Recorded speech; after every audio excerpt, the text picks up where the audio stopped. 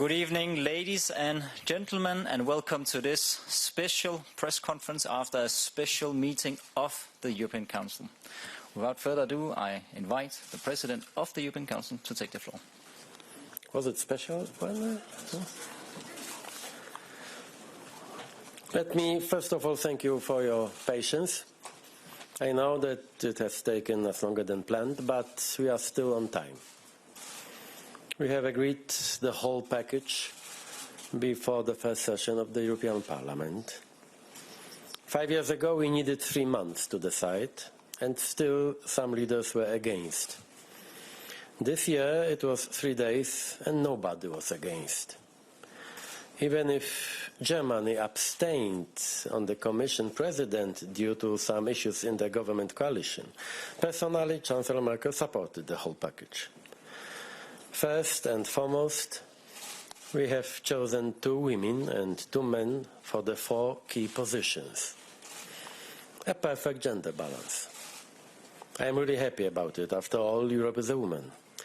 I think it was worth waiting for such an outcome.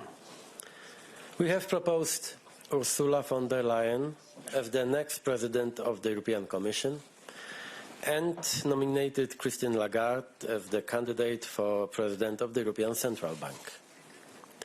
We have elected Charles Michel as the next President of the European Council and President of the Euro Summit, as well as nominated Josep Borrell as the candidate for High Representative of the Union for Foreign Affairs and Security Policy.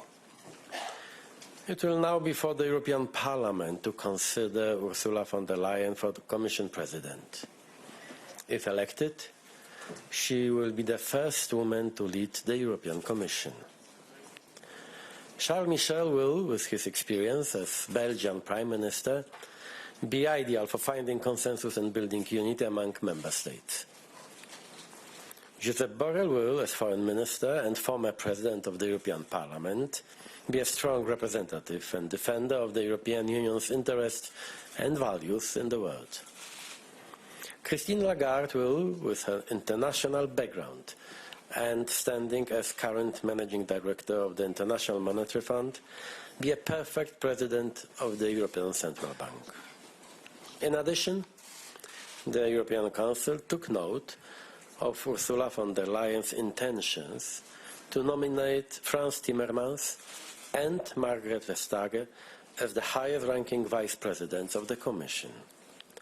We also expect Ursula von der Leyen to ensure an appropriate geographical balance in the team of Vice Presidents.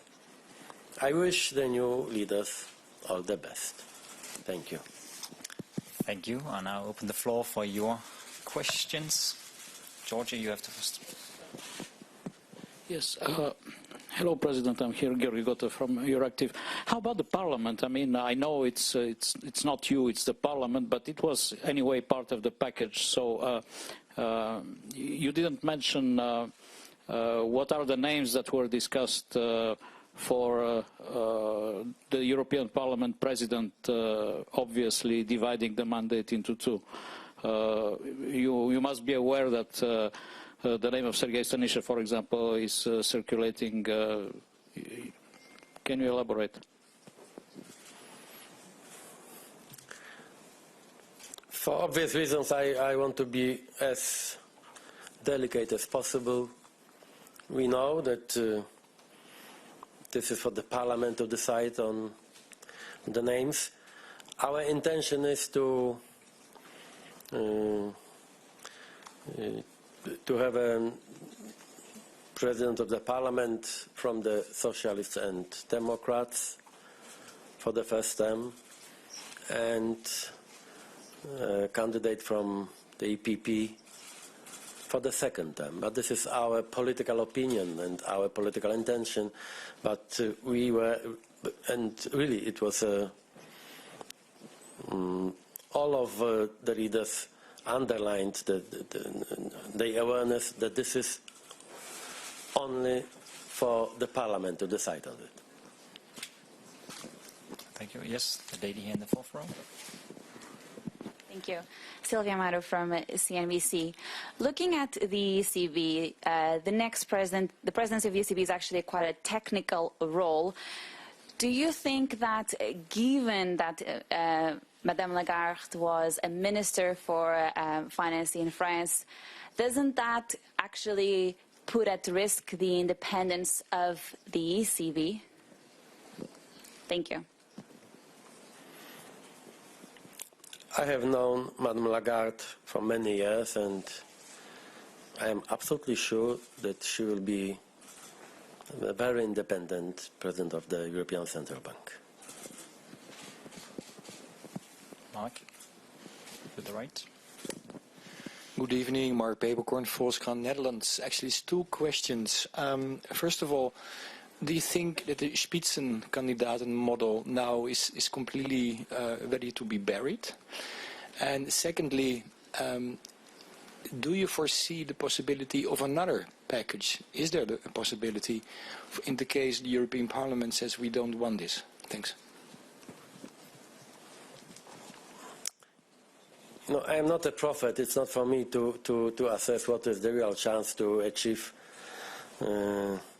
success in the Parliament. I will be there in Strasbourg on Thursday, and I will inform and explain everything I can about this process and our intentions. But you are right, it's always a huge question mark. This is why we have Parliament, I mean, to debate, to discuss, to argue, and then to decide.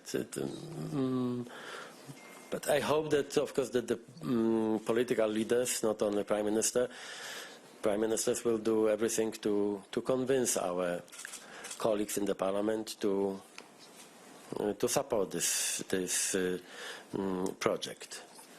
When it comes to Spitzenkandidaten,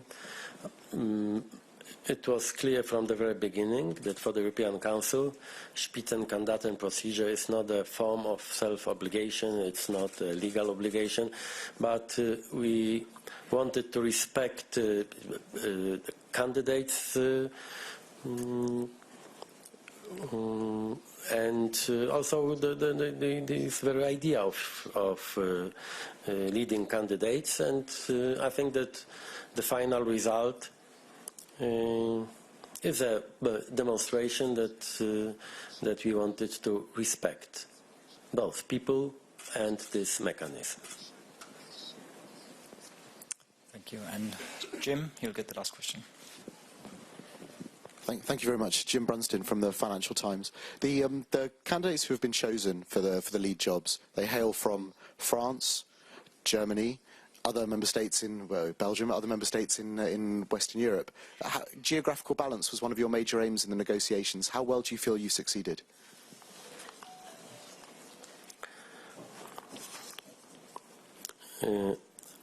Our assumption is that it's still possible, maybe something more, maybe very likely that in the Parliament there's still a chance that the Parliament will vote for a president from the Eastern and Central Europe. This is, I hope so, at least, but of course it's not for us to decide on this.